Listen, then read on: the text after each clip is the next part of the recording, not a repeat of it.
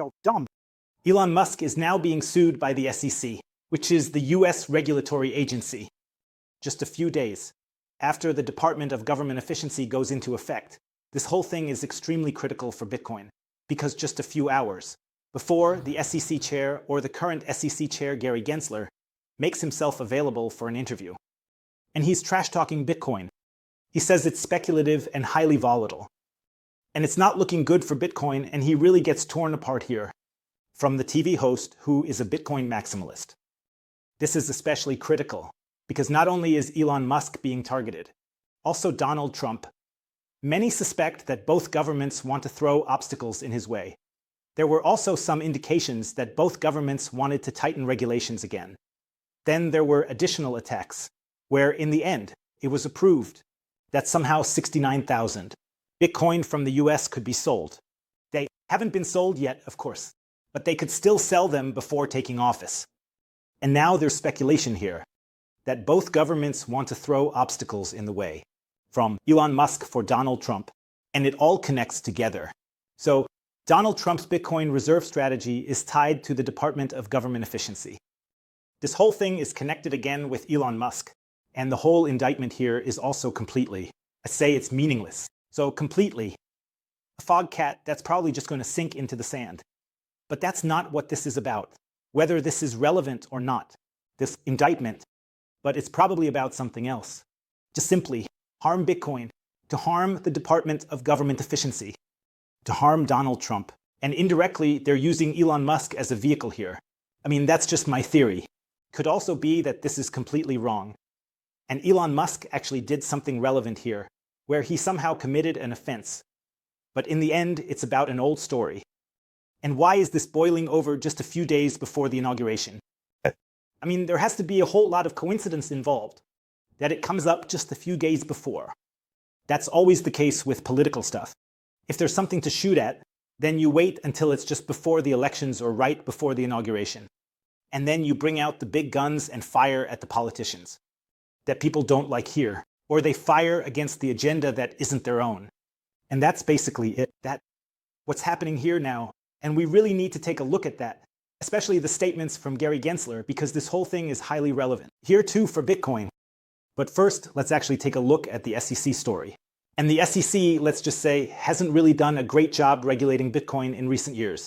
Or at least, a lot of people here are accusing the SEC of that. And now Gary Gensler is being removed. At the SEC, a new pro-Bitcoin SEC chief is set to take over in just a few days. And it's definitely being said here that one. According to court documents, the SEC has sued Elon Musk in federal court for an alleged securities violation. The SEC accuses Elon of committing securities fraud in 2022 by not disclosing his ownership stakes in Twitter and buying shares at artificially low prices. Given the upcoming inauguration of a new SEC chief, this SEC lawsuit will likely fizzle out. So here it's already pretty clear that this lawsuit will probably fizzle out as soon as the new SEC chief is in charge. It will just be dropped. And here it's really just about making a bit of noise again. Here again, just trying to throw some obstacles in the way. And this isn't really about that. Is there some kind of, I don't know, altruistic reason behind all this? I mean, it's a total mess when it comes to political stuff, and that's usually how it goes.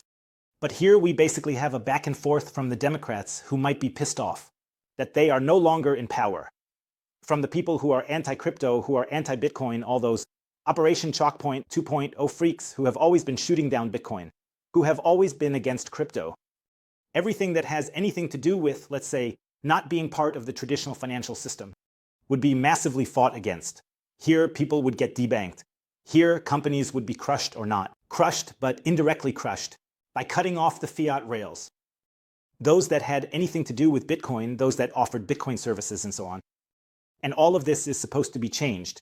With the new SEC chair, this is all supposed to be changed with the Department of Government Efficiency. This is all supposed to be changed with freedom technologies like community notes, which, for example, Mark Zuckerberg wants to use now. All of this is supposed to be changed by the Donald Trump administration, which is massively pro-Bitcoin and wants to sign executive orders right on the first day.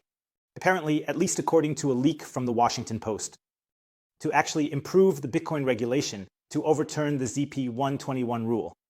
And the Democrats really don't like that at all. and then you just take another shot at it. I mean, the Democrats aren't exactly the SEC, but a lot of people are acting like they are here.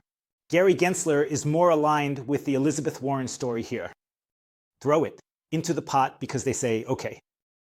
He's actually more on the negative side. When it comes to crypto, when it comes to Bitcoin, I think Gary Gensler isn't that negative at all. When it comes to Bitcoin, in a new interview, he looks bad. He also criticizes Bitcoin. But now here, in the new interview, he really comes off looking bad. And he's definitely taking shots at Bitcoin. You can't sugarcoat that anymore. Why don't you listen for yourselves? What the current SEC chair is saying about Bitcoin, who won't be the SEC chair in just a few days. And then, just think about what all of this means with Elon Musk's lawsuit. Because there are really quite a few things happening here. Trump is what's happening here right now. It sounds like you want to separate Bitcoin from the rest of the industry. Wonder if you're actually warming up to the idea of Bitcoin. People are tweeting that I said you either got in the way of an extraordinary industry or were completely unable to stop a massive bubble. What do you think the future looks like? Do you have a sense of which one it is? Do you think Bitcoin has inherent value and can serve as a store of value? Or do you think that when we look back on it, 10, 15, 20 years from now, it's going to be like something from the 18th century with tulips? So it's really important to note he's asking a very clear question here. So is Bitcoin somehow comparable to tulips here? What do you think about Bitcoin? He's asking a very clear question. And now take a look at what Gary Gensler is stumbling over. He's not answering the question here. He's doing something, but it's not what was asked. It's hard to predict. I think I really do like you because I know that you think. I'm doing. Hey, have a negative view on many of these altcoins. You, Joe. But regarding Bitcoin, we at the SEC have never said that it's a security. What do you think you learned it in with? You have to have a certain feeling. You've read the books, Bitcoin Standard. Yeah. I think Bitcoin is a highly speculative, volatile asset. But with 7 billion people worldwide, 7 billion people want to trade it, just like us. Gold for 10,000. Years have passed. We have Bitcoin, but it could also be something else in the future. These other thousands of projects need to show their use case and prove that they actually have a foundation that you're subject to, or they won't stick around. Joe, you have Bitcoin. That's what the population is. That's why the audience needs the explanation. I've never won it. You like it, you don't like it, just like the other cards. I've actually never, ever won one of those cards. And I've been at it for 7 or 8 years. You can do it now as you're not the SEC chief. So crazy, now the whole truth is coming to the surface. Just before Gary Gensler gets the boot. So once again, he was just asked by Joe Kernan, who is actually a Bitcoin maxi. Always, the people here are doing really, really well. Let's say he's putting pressure on him, asking, hey, what's up? What's going on? He's just asking, what do you think about Bitcoin? And then Gary Gensler just stumbles around and says, so, yeah, something blah, blah, blah. We've never classified Bitcoin as a security. He's just beating around the bush here. He gets asked too, what does he think about Ethereum? What does he think about other stories? And then he ends up just stuttering all the time. He just says, yeah, that's this, that, whatever. Then Joe Kernan jumped back in and clearly asked again, what do you think about Bitcoin now? Just say it's good, bad, whatever. I have Bitcoin myself. I don't have any Bitcoin. And then he actually says what's shocking everyone now. And that Bitcoin is highly volatile, that it's speculative, but 7 billion people around the world want to trade it. He's basically talking down Bitcoin. And then Joe Kernan says again, hey, Gary, are you kidding me? You can't be serious about this. You've read the Bitcoin Standard. He even mentioned Bitcoin prices were given in 2018. Gary Gensler says here that the Satoshi Nakamoto vision is real. He actually said that. And now he suddenly stands here on TV and says, yeah, it's just kind of speculative. It's volatile and blah, blah, blah, but 7 billion people somehow want to trade it. That just doesn't match up with the things he said in the past. I don't know if he's being pressured or whatever.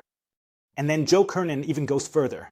It's just brilliant how he put him under pressure here. He says, you need Bitcoin because you're downplaying it, and Gary Gensler knows this. When he says, Bitcoin is going to the moon, it sends price signals.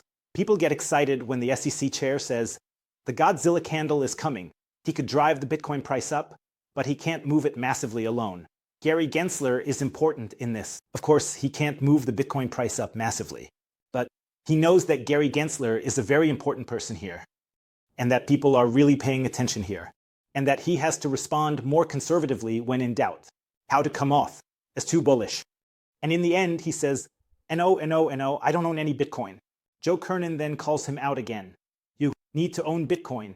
The way you're kind of stammering here and trying to sell something to the people.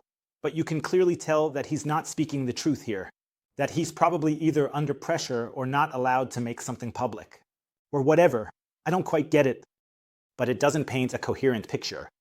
That we have Gary Gensler here, and then Joe Kernan just bluntly says, yeah, you won't be here in a few days anyway. SEC chief, then you can fill up your Bitcoin backs, and then you can also go public here. Hold on to Bitcoin. It's just ultra crazy how Joe Kernan is bringing all of this to light. And here we have Gary Gensler. Really makes you shake and wobble. So what's going to happen next is that Gary Gensler is going to be ousted. And then a lot of people assume that Bitcoin is going to benefit. Not just because of Donald Trump, but especially because the new SEC chair might be much more pro-Bitcoin when it comes to regulation. Much more pro-Bitcoin. Positioning yourself here. And there are even people like Anthony Scaramucci who said in an interview that the Bitcoin price is ultimately way too low.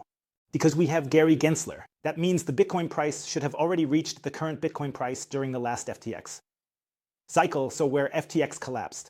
In the last cycle, the Bitcoin price should have already reached the current Bitcoin price. So we would already be over 1,000,000 in the last cycle. We would have shot past 100,000 without Gary Gensler. That's a really, really bold claim or a very, very tough attack against Gary Gensler. But there are actually a whole lot of people who agree with Anthony Scaramucci on this. And they clearly say, hey, the Bitcoin price has been under massive pressure for the last few years. Because the SEC, but also all the Operation Chalkpoint 2.0, and all the Elizabeth Warrens, all the Democrats, and so on, because they've just been attacking Bitcoin massively. And if we had a pro-Bitcoin regulation here, at least a neutral government, then the Bitcoin price would probably already be at a completely different level right now. We probably would have already been, I don't know, it's hard to anticipate or anything, but definitely much higher than we are now. And that's why it's so explosive right now. What's currently happening in the Bitcoin market happens. Feel free to share your thoughts on how you see the whole thing. And if you want to buy Bitcoin now, I'll put a link down below to 21 Bitcoin, how you can easily and safely buy Bitcoin. For beginners, advanced users, for everyone. Here you have auto transfers, auto wallet transfers, there's a savings plan, limit orders, and a lot more. I'll put a code down below for you. Here you can also get up to 20% off the fees when buying Bitcoin with the code Bitcoin. See you later. See you later. Peace out.